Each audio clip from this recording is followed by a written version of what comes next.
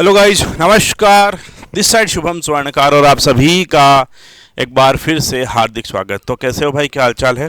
और आज एक और नई वैकेंसी के बारे में बात करने आया हूं, जिसका वही जो अपने कोऑपरेटिव रिक्रूटमेंट बोर्ड की बात करी थी है वहीं पर, बट डिपार्टमेंट जो है वो थोड़ा सा चेंज है। वो है आपका राजफेड, यानी कि Rajasthan state cooperative marketing federation limited Jaipur. इसमें वैकेंसी आप लोगों की आई है। ठीक है, ये कौन कौन सी वैकेंसीज है, कौन कौन सी पोस्ट है इसके अंदर, तो ध्यान से देखिएगा। यहाँ पर जो पोस्ट है आप लोगों के सामने वो आई है accounts officer 2 vacancy, animal nutrition officer 1 vacancy, programmer की 1 vacancy, assistant manager 4 vacancy, assistant manager 11 vacancy. ये जनरल है, ये क्वालिटी कंट्रोल है। जूनियर अकाउंटेंट की 11 वैकेंसी, जूनियर असिस्टेंट यानी एलडीसी की 12 vacancy, operator animal nutrition 3 vacancy, fitter की 2 वैकेंसी, फिर उसके बाद में आप लोगों का सूचना सहायक की 2 वैकेंसी। टोटल मिलाकर के 49 वैकेंसी जो है इसके अंदर आई है। ठीक है, अब क्या क्या खास बात है इसके अंदर उसके बारे में चर्चा करते हैं। देखो भाई, पहली बात तो कि आप लोगों ने जो फॉर्म भरने हैं, ठीक है, ये वही है जो 18 अक्टूबर से आपका स्टार्ट होगा। लेकिन ध्यान रखना कि अलग वैकेंसी ज़रूर है, लेकिन जिन्होंने एक बार फीस ऑलरेडी भरी हुई है ना, जो ओटीआर मैंने बात करी थी लास्ट टाइम, तो अगर जिन्होंने एक बार फीस भरी हुई है ओटीआर के द्वारा, वन टाइम रजिस्ट्रेशन के द्वारा, उनको वापस फीस जो है इसके अंदर नहीं भरनी है ना, वापस फीस इसके अंदर नहीं भरनी है। क्लियर।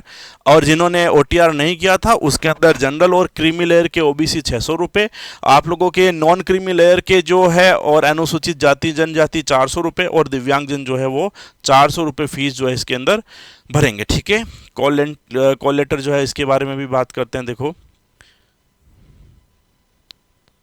ये देखो, तो कैंडिडेट जो है वो कब से कब तक अप्लाई कर सकता है, 18/10 से 17/11 तक, है ना, रात को 12 बजे तक, 17 नवंबर की रात को 12 बजे तक जो है वो आप लोग अप्लाई इसके अंदर कर सकते हो, और ऑनलाइन फॉर्म ही आप लोगों के जो है वो भरे जाएंगे। अब देखो, यहाँ पर जो है सिलेबस, अकाउंट्स ऑफिसर जो है उसके अंदर मिनिमम क्वालिफिकेशन है आप लोगों का bachelors degree in commerce with first division and intermediate CA, जिसे हम लोग आईपीसीसी कहते हैं ना, वो होना चाहिए। साथ में एंड है, इसका मतलब होना ही चाहिए, नॉर्मल ग्रेजुएशन इसके अंदर नहीं चलेगा। ठीक है, दूसरी वाली जो पोस्ट है एनिमल न्यूट्रिशन ऑफिसर, पशु पोषण अधिकारी, MVSC मतलब मास्टर ऑफ वेटनरी साइंस, है ना, फ्रॉम ए रिकॉग्नाइज्ड यूनिवर्सिटी, वो होना चाहिए।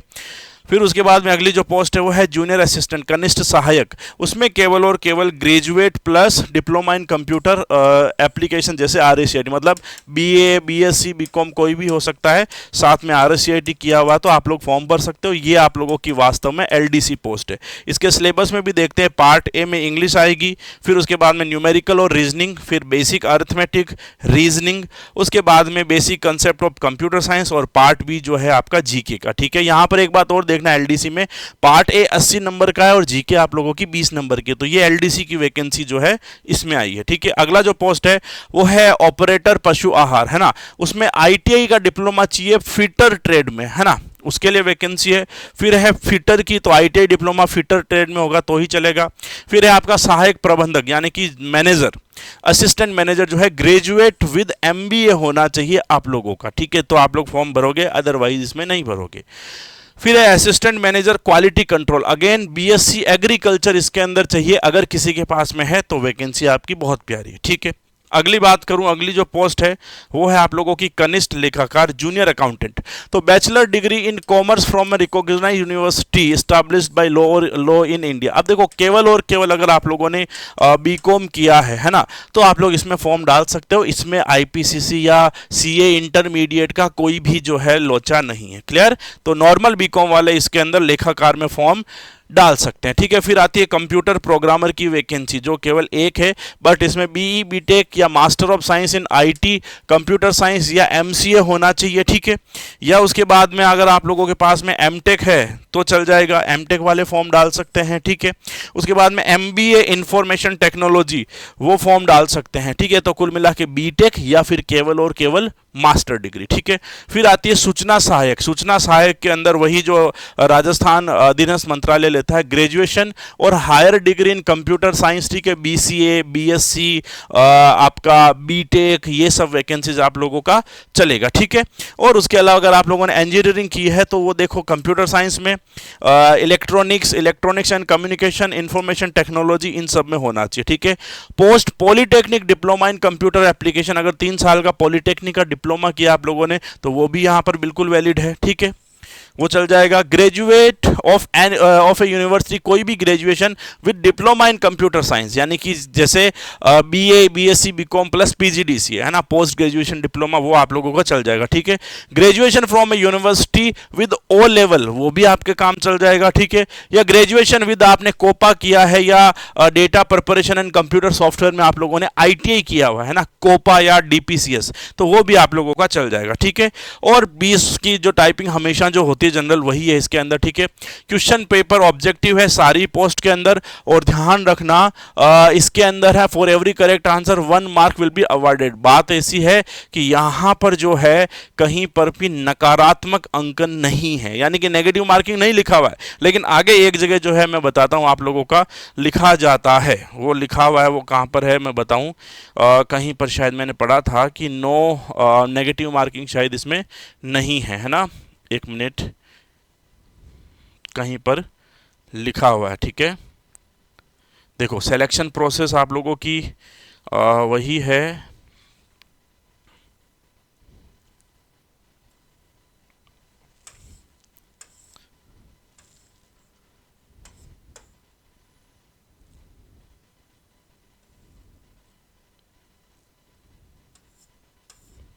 देखो इसमें नेगेटिव मार्किंग का लिखा हुआ है, कहीं ना कहीं मैंने देखा था, वो कहाँ पर है, ये देखो, ये यहीं पे लिखा हुआ है, there shall be no negative marking, यानी कि इस एग्ज़ाम में नेगेटिव मार्किंग आपकी बिल्कुल भी नहीं है, ठीक है। जो सही है वो सही है, जो गलत है उसका कोई आपका नंबर नहीं कटने वाला, ठीक है। ये हो गया आप लोगों के, और फिर वो DV वगैरह है। अब देखो ये वही जो हमने बात करी थी कि कौन सी पोस्ट के लिए कौन कौन सा आप लोगों का क्वालिफिकेशन जो है वो होना चाहिए, ठीक है, तो ये सब यहाँ पर आप लोगों का दिया हुआ है। अब मैट्रिक्स जो है, जो सैलरी है वो थोड़ा सा ऊपर नीचे है इसमें, वो कैसे ऊपर नीचे है, देखो सैलरी की बात करते हैं,